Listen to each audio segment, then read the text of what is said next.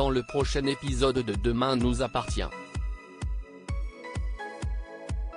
Tandis que le prédateur s'en prend à Morgan, Luke trouve une nouvelle motivation. Pendant ce temps, Timothée est déterminé à poursuivre son combat pour l'écologie. Attention, les paragraphes qui suivent contiennent des spoilers sur l'épisode de Demain nous appartient diffusé lundi soir sur TF1. Si vous ne voulez rien savoir, ne lisez pas ce qui suit. Lundi 29 juin dans Demain nous appartient. Le prédateur s'en prend à Morgan au petit déjeuner, alors que Gabriel et Arthur s'amusent à dire qu'ils peuvent passer plus de temps avec les filles depuis qu'un violeur sévit.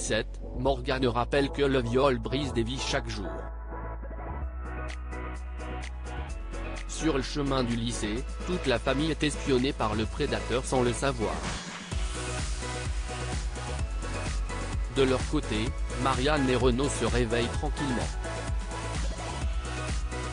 Quand le docteur Dumas tente d'enlacer sa compagne, celle-ci le repousse, lui explique que les contacts physiques sont devenus compliqués depuis son viol. Comme il s'obstine à être présent pour elle, Marianne précise qu'elle a remarqué ses efforts pour l'aider mais demande qu'il accepte d'attendre que les choses reviennent d'elles-mêmes. Pendant ce temps, Aurore a épluché les dossiers des victimes de Montpellier et pour elle, il s'agit sans aucun doute du même agresseur. L'enquête étant au point mort, Martin insiste pour qu'aucune erreur ne soit commise et espère arrêter ce salaud au plus vite. En parallèle, Amanda confie à Marianne que même si elle est parvenue à sortir pour voir du monde, elle n'a cependant toujours pas réussi à parler à sa famille. À son tour, Marianne reconnaît qu'elle ne parvient pas non plus à évoquer de ce qu'elle ressent à son compagnon. Lorsque le médecin ajoute qu'elle n'arrive pas à s'ouvrir aux autres d'une manière générale, Amanda fait remarquer qu'elle le fait pourtant bien avec elle.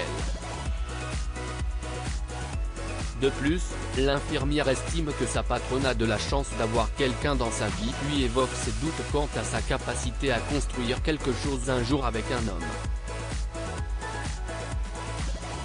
Pour ne pas laisser leur agresseur gagner, Marianne promet qu'elles s'en sortiront toutes les deux. En fin de journée, le violeur s'introduit dans l'appartement de Sandrine et Morgan et inspecte minutieusement les lieux.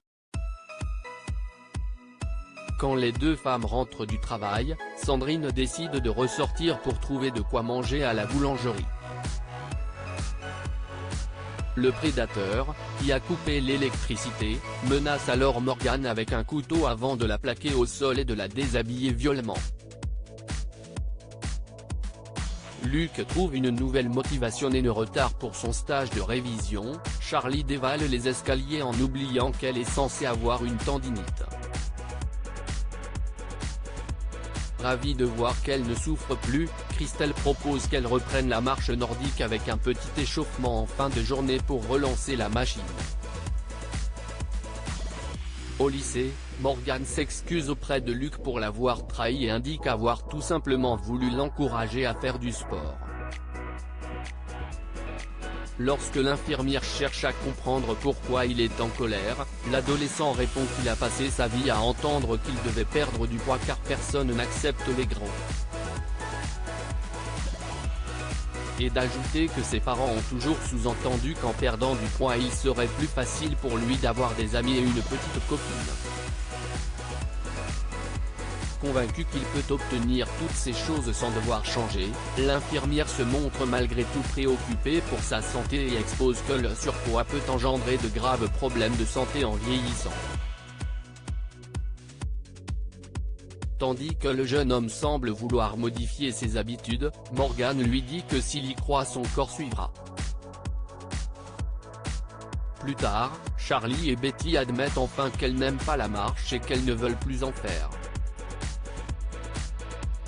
À la surprise générale, Luke révèle qu'il adore cette activité et Charlie se moque de lui, suggérant qu'il a envie d'un body summer.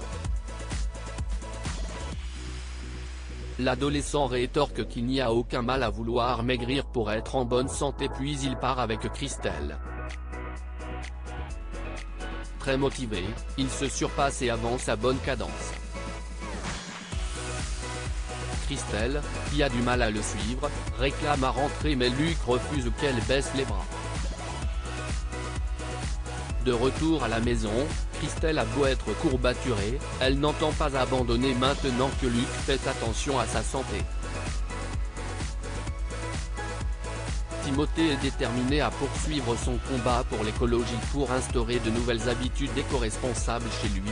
Timothée a modifié le chauffe-eau afin de limiter la quantité d'eau quotidienne à utiliser. Inquiet de voir son fils si impliqué dans cette cause, Victor voudrait qu'il prenne un peu de distance. Seulement, l'adolescent est déterminé à continuer le combat pour changer les mentalités. Au lycée, Victor fait part à Antoine de son inquiétude concernant l'investissement de son fils dans le concours écologique. Tandis qu'Antoine trouve Timothée épanoui, l'homme d'affaires lui rappelle qu'il a un syndrome autistique et qu'il est en train de développer un comportement obsessionnel. Le proviseur adjoint, qui pense qu'il est plutôt embêté pour son mode de vie, sollicite sa patience et assure que cela finira par lui passer. En fin d'après-midi, Antoine récupère les films de ses élèves et Timothée lance qu'il souhaite poursuivre les actions tant que les choses n'auront pas évolué.